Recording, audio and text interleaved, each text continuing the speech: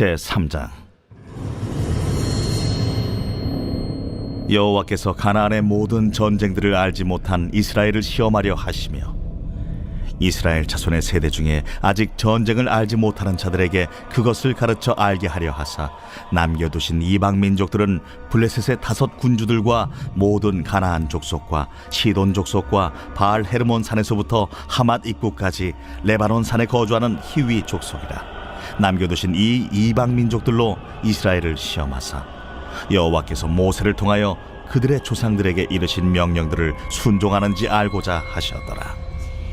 그러므로 이스라엘 자손은 가나안 족속과 헷 족속과 아모리 족속과 브리스 족속과 히위 족속과 여부스 족속 가운데 거주하면서 그들의 딸들을 맞아 아내로 삼으며 자기 딸들을 그들의 아들들에게 주고 또 그들의 신들을 섬겼더라.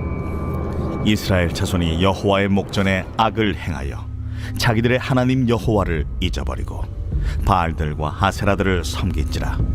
여호와께서 이스라엘에게 진노하사 그들을 메소보다미아 왕 구산 리사다임의 손에 파셨으므로 이스라엘 자손이 구산 리사다임을 8년 동안 섬겼더니 이스라엘 자손이 여호와께 부르짖으매 여호와께서 이스라엘 자손을 위하여 한 구원자를 세워 그들을 구원하게 하시니 그는 곧 갈렙의 아우 그나스의 아들 온니엘이라. 여호와의 영이 그에게 임하셨으므로 그가 이스라엘의 사사가 되어 나가서 싸울 때에 여호와께서 메소보다미아 왕 구산 리사다임을 그의 손에 넘겨 주시매 온니엘의 손이 구산 리사다임을 이기니라. 그 땅이 평온한 지 40년에 그나스의 아들 온니엘이 죽었더라. 이스라엘 자손이 또 여호와의 목전에 악을 행하니라. 이스라엘 자손이 여호와의 목전에 악을 행함으로 여호와께서 모압 왕 에글론을 강성하게 하사 그들을 대적하게 하시매 에글론이 암몬과 아말렉 자손들을 모아가지고 와서 이스라엘을 쳐서 종려나무 성읍을 점령한지라. 이에 이스라엘 자손이 모압 왕 에글론을 18해 동안 섬기니라. 이스라엘 자손이 여호와께 부르짖으매 여호와께서 그들을 위하여 한 구원자를 세우셨으니 그는 곧 베냐민 사람 게라의 아들 왼손잡이 에훗이라. 이스라엘 자손이 그를 통하여 모압 왕 에글론에게 공물을 바칠 때에 에훗이 길이가 1규빗 되는 좌우에 날선 칼을 만들어 그의 오른쪽 허벅지 옷 속에 차고 공물을 모압 왕 에글론에게 바쳤는데 에글론은 매우 비둔한 자였더라. 에훗이 공물 바치기를 마친 후에 공물을 메고 온 자들을 보내고 자기는 길갈 근처 돌 뜨는 곳에서부터 돌아와서 이르되 왕이여, 내가 은밀한 일을 왕에게 아뢰려 하나이다. 조용히 하라. 하매 모셔 선자들이 다 물러간지라. 에훗이 그에게로 들어가니 왕은 서늘한 다락방에 홀로 앉아있는 중이라. 에훗이 이르되 내가 하나님의 명령을 받들어 왕에게 아뢰할 일이 있나이다. 왕이 그의 좌석에서 일어나니 에훗이 왼손을 뻗쳐 그의 오른쪽 허벅지 위에서 칼을 빼어 왕의 몸을 찌르되 칼자루도 나를 따라 들어가서 그 끝이 등 뒤까지 나갔고 그가 칼을 그의 몸에서 빼내지 아니하였으므로 기름이 칼날에 엉겼더라. 에훗이 현관에 나와서 다락문들을 뒤에서 닫아 잠그니라.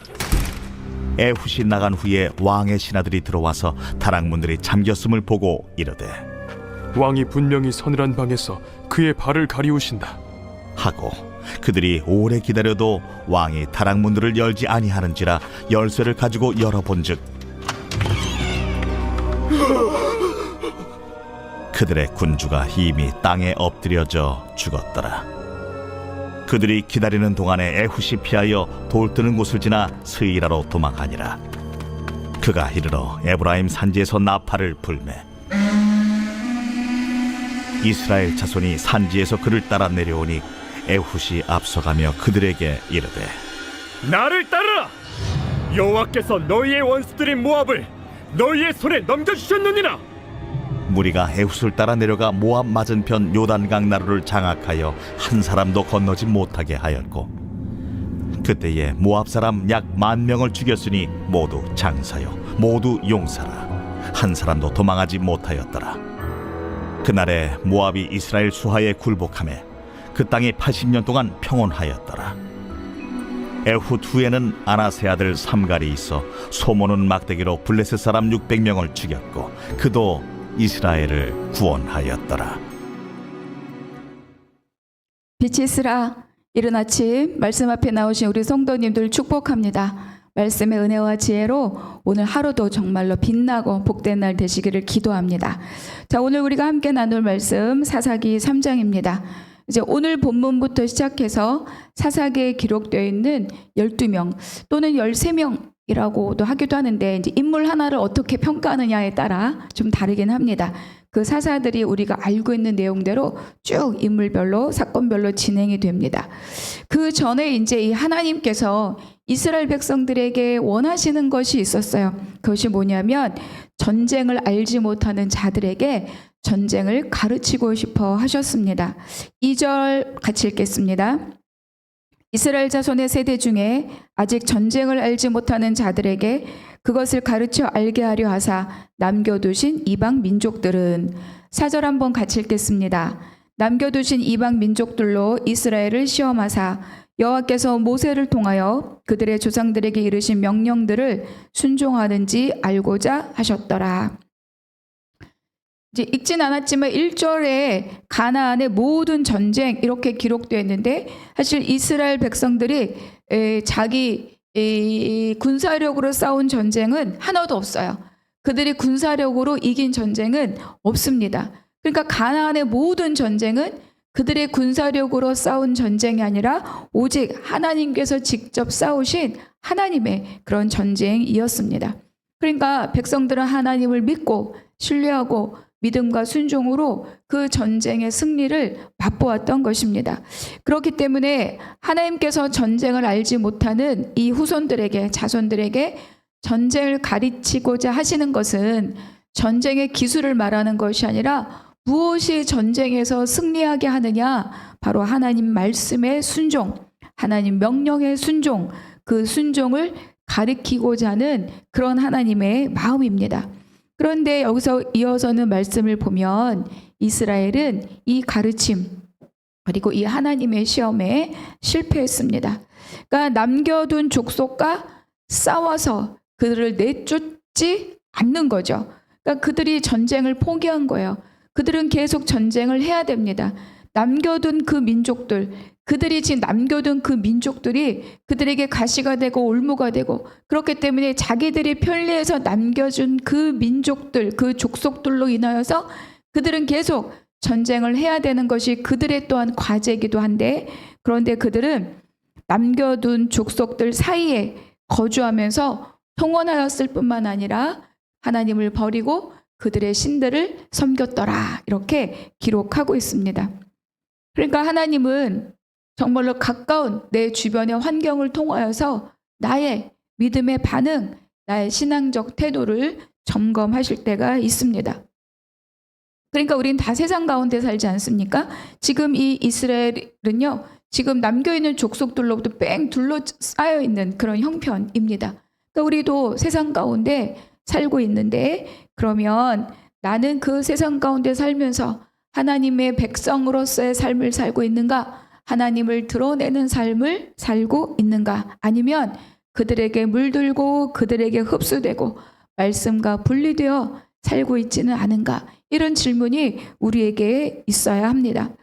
마음의 법이 있으면 세상 속에 있으나 하나님의 말씀대로 살아가는 자가 될 것이지만 마음의 법이 새겨지지 않으면 우리는 세상 법인지 하나님의 법인지 분별하지 못한 채 거기에 막 휩쓸려서 그야말로 눈에 보기 좋은 대로 사람들의 생각하는 대로 그렇게 살 수 있는 경우가 많이 있습니다.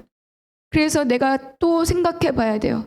요즘 내가 가까이 하고 있는 모든 환경들은 나로 하여금 하나님과 가까이 하도록 만들어주는 환경인가? 아니면 정말로 마음을 내가 하나님으로부터 떠나게 하는 그리고 세상을 탐하게 하는 그런 관계인지 한번 점검해 보아야 합니다.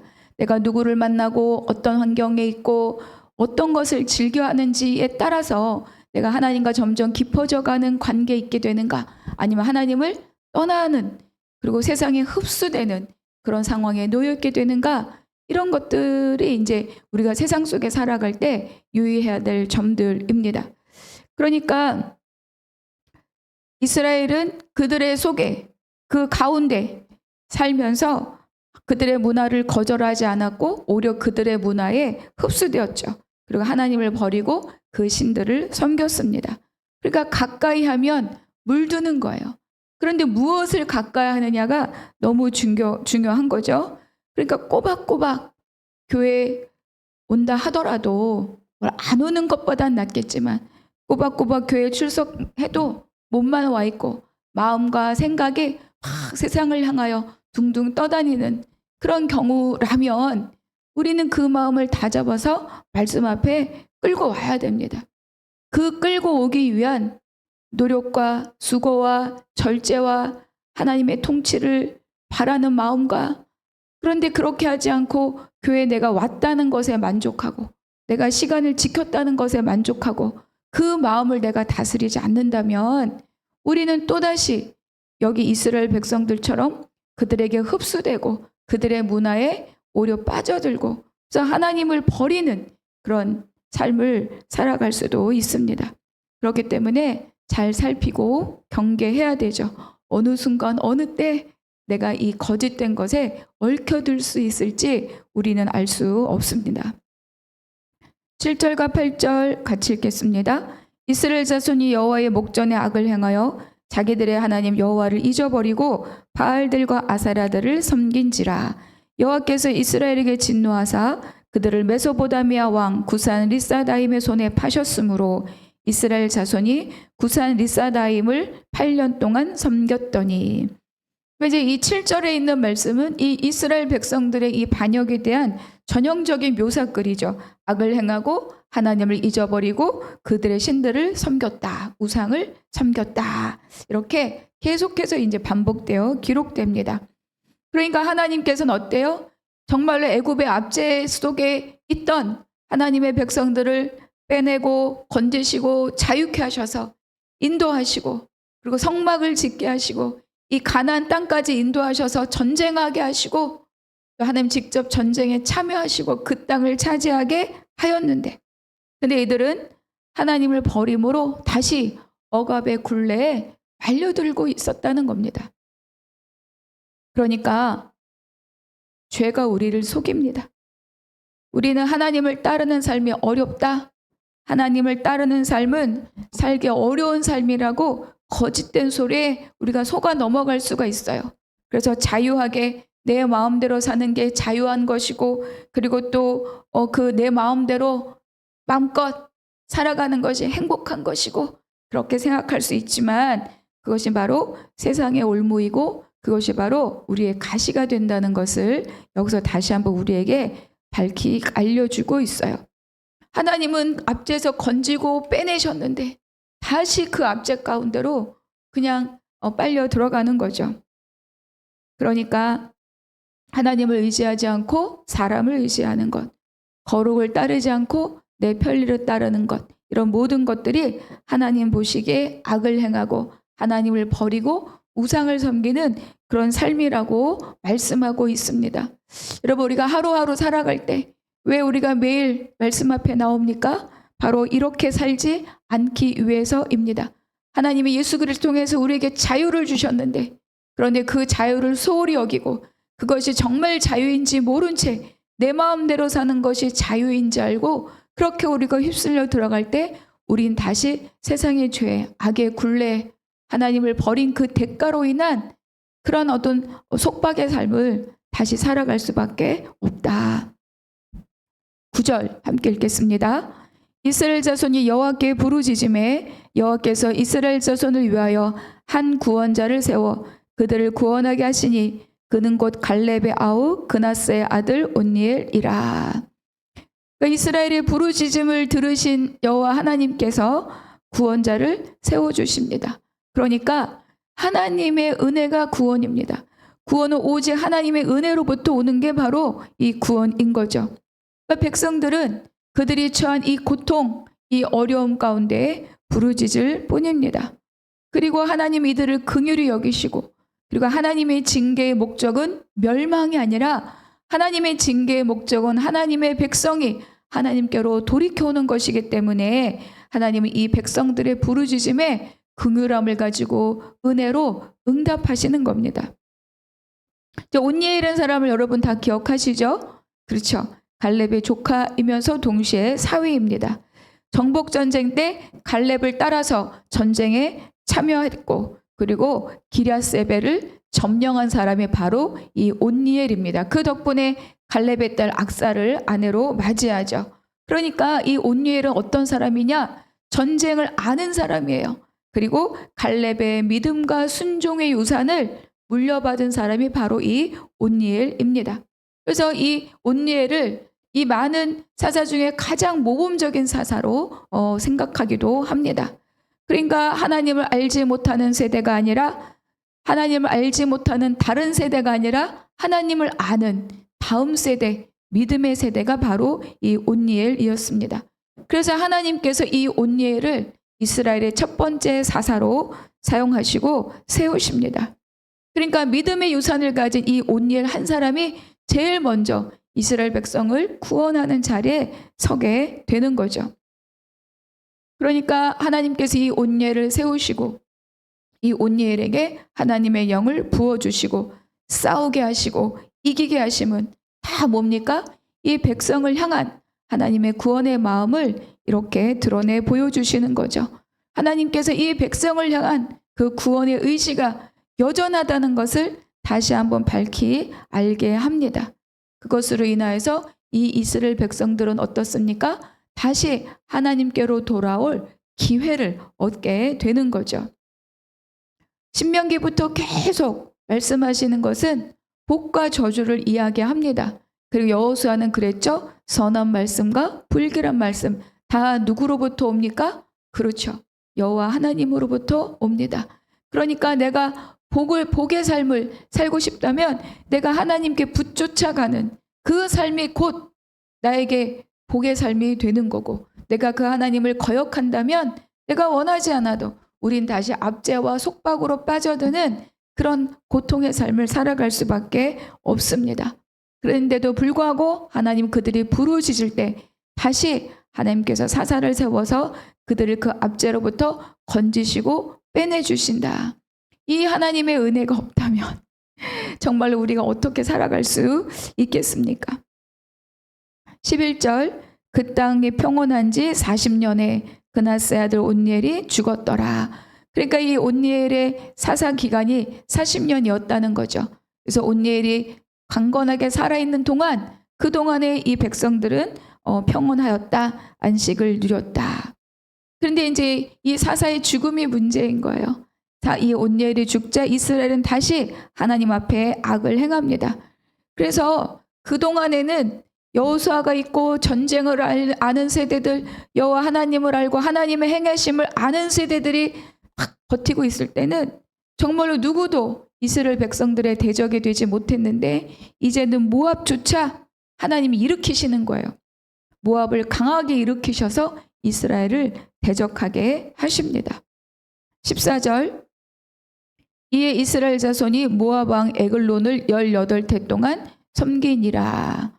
그러니까 이스라엘 백성이 억압받는 시간이 점점점 길어집니다. 백성들의 악행이 그만큼 점점점 더 깊어진다는 것을 반증해주고 있습니다. 15절 읽겠습니다. 이스라엘 자손이 여호와께 부르짖음에 여호와께서 그들을 위하여 한 구원자를 세우셨으니 그는 곧 베냐민 사람 게라의 아들 왼손잡이 에훗이라. 이스라엘 자손이 그를 통하여 모압 왕 에글론에게 공물을 바칠 때 이제 에훗에 대해서 설명이 나오는데 여러 가지로 에훗이 일반적인 사람은 아니라는 것을 여기서 암시해주고 있어요. 여기서 이제 이 왼손잡이가 뭐냐, 다양한 좀 해석들이 있습니다. 그러니까 왼손잡이라는 이 원어적 해석은 오른손에 제약이 있는 이런 뜻을 갖고 있어요. 근데 이것이 이 제약이 있다고 해서 이것이 오른손에 장애가 있다는 뜻이다. 이렇게 해석하는 경우도 있지만 또 다른 의미는 뭐냐면 그것보다 오른손에 제약을 두고 왼손을 오른손만큼 잘 쓸 수 있도록 훈련받은 사람이다. 이런 뜻을 또 갖고 있기도 합니다. 그런데 많은 경우는 훈련된 왼손이라는 뜻으로 이 왼손잡이를 사용하기도 해요. 그러니까 우리가 흔히 말하는 왼손잡이라는 의미의 단어는 따로 있기 때문에 우리말에서 왼손잡이라고 번역은 했지만 왼손잡이의 이 뜻은 훈련된 왼손이라는 뜻을 갖고 있는 거죠. 그러니까 이 사람은 어때요? 왼손을 잘 쓸 수 있도록 훈련된 사람이다. 그런 의미를 갖고 있습니다. 원래 베냐민이라는 그 아들 날 때 베냐민, 오른손의 아들 이런 뜻이잖아요. 그러니까 이 베냐민 지파 사람인데 왼손을 잘 쓸 수 있도록 훈련받은 사람이다. 이렇게 이제 이 에훗이라는 사람을 정의하고 있죠.